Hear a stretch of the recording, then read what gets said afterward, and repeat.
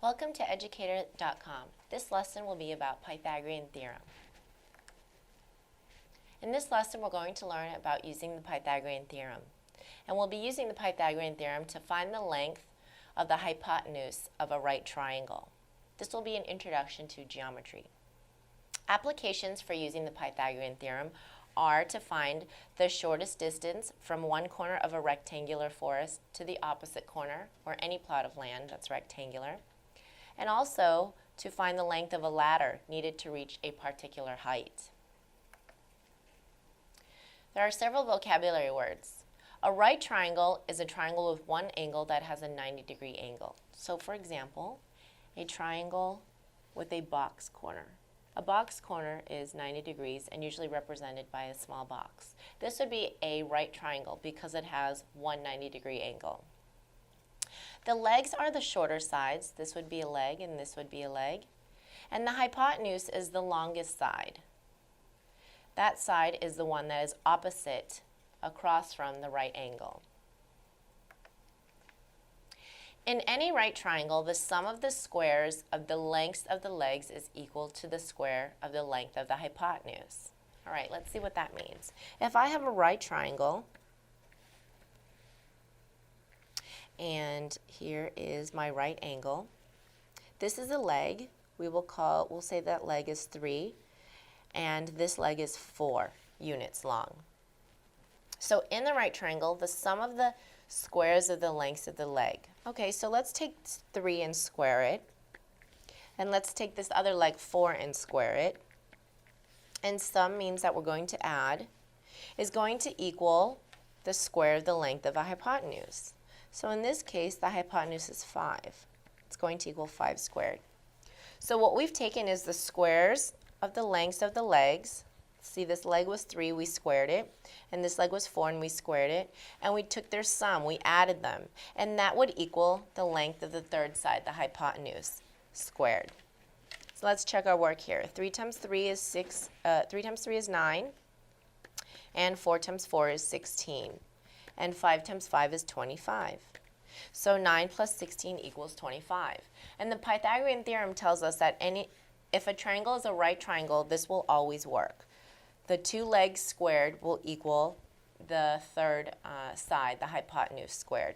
In algebra, this is often represented by showing us A, B, and C. So the hypotenuse is usually represented by C, and the legs can be interchangeable, either A or B. So A squared, the leg squared, plus B squared, the other leg squared, will equal the hypotenuse squared. Let's try using the Pythagorean theorem. Find the length of the hypotenuse of a triangle with legs measuring 9 centimeters and 12 centimeters. In the beginning, it may be helpful for you to draw the triangles and label the parts. So we're looking for the hypotenuse, that's C. And we know that one leg measures 9 and the other leg measures 12. So let's take 9 squared plus 12 squared equals C squared. 9 times 9 is 81. And 12 times 12 is 144, and that will give us C squared. 144 plus 81. 4 plus 1 is 5. 4 plus 8 is 12, 225. So, in this case, C squared equals 225. Now, many people make the mistake of stopping here. If our answer was 225, we would notice that that would not make sense in this situation.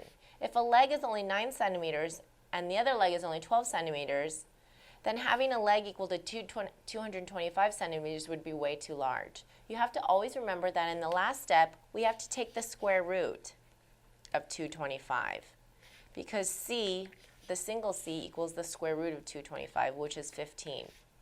And then in this case, you would see that 15 centimeters would make more sense. The hypotenuse is the longest side, and indeed 15 is longer than 9 and 12. Let's try another one. Find the length of the hypotenuse of a triangle with legs measuring 8 inches and 15 inches. And we're looking for the hypotenuse. So 8 squared plus 15 squared equals C squared, the hypotenuse squared. 8 times 8 is 64, and 15 times 15 we found out in the last problem was 225 equals C squared. Now I'm going to add 225 and 64. I get 289. I need to find the square root of 289. C squared equals 289. So we want to find the square root of 289, which will give us C.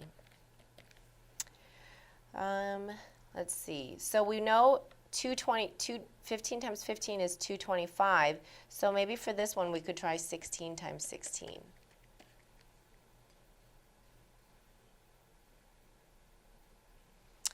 That will give me 36, 6, 7, 8, 9. Hold the place. 6 and 1. 6, 15, 256. Nope, that's not large enough, so let's try our next number up, 17.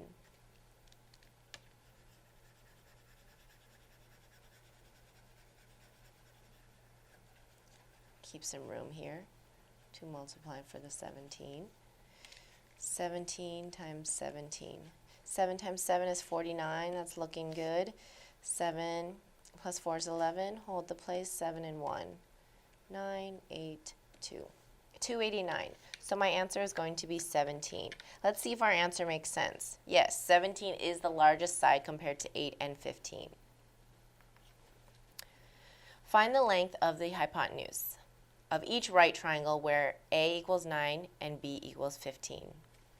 Okay, well, we have this one right triangle here where A is going to be 9 and B is going to equal 15. So remember that in the Pythagorean theorem, A generally represents a leg and B represents a leg. So in this case, they've told us they want us to find the hypotenuse, the C.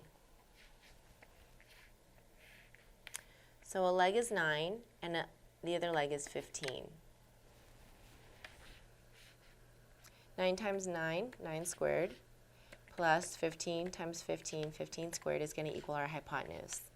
81 plus 225 equals C squared. After you work with the Pythagorean theorem a few times, you're going to remember your perfect squares a lot more. For example, 15 times 15 is 225.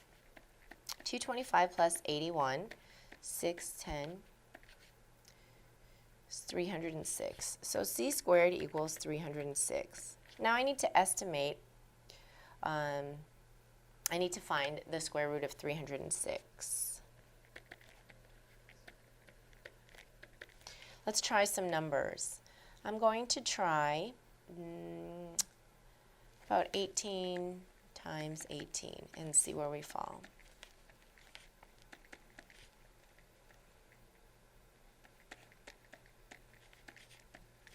Well, that's going to be too high, so let's go to 17 times 17. 7, 8, 9, 10, 11. Hold the place, 7 and 1. 7, 8, 2. 289. And now that's too low. So I see that that 306 is not a perfect square. So rather than giving an estimation, you can leave the answer simply as square root of 306. So when you find that there is no perfect square, you can just leave the number with the square root symbol. That will give you an exact answer. Because notice that the problem did not ask us to estimate. So I would not want to estimate the square as about 18 or as about 17. In fact, I'm going to give the exact answer, which is square root of 306. Find the square roots of the number 0.25.